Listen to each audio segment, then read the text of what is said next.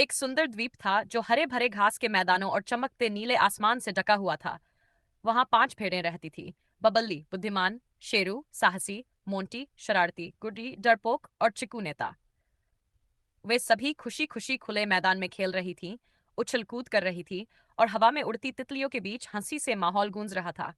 अचानक आकाश में काले बादल घिराए, तेज हवाएं चलने लगीं और शांत समंदर उफान मारने लगा। ऊंची ऊंची लहरें तट से टकराने लगीं। भेड़ों के चेहरे पर डर साफ दिखने लगा और वे सब एक दूसरे के पास सहमे हुए सिमट गई। इसी बीच बबल्ली की तेज नजरों ने दूर द्वीप के एक कोने में चमकती हुई कोई रहस्यमयी चीज देखी। देखो, उसने उत्साहित होकर कहा।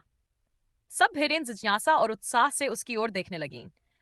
वे धीरे धीरे उस चमकती रोशनी की ओर बढ़ीं। रास्ते में झाड़ियों के बीच से गुजरते हुए अचानक एक विशाल सांप उनके सामने आ गया। उसका फुफकार डरावना था और उसकी आंखें चमक रही थीं। भेड़ें थर थर कांपने लगीं, लेकिन शेरू डटकर खड़ा हो गया। उसने जमीन पर जोर से एक कदम पटका, जिससे सांप डरकर झाड़ियों में वापस भाग गया। आगे बढ़ते हुए समुद्र के किनारे उन्हें एक पुरानी टूटी हुई लकड़ी की नाव मिली।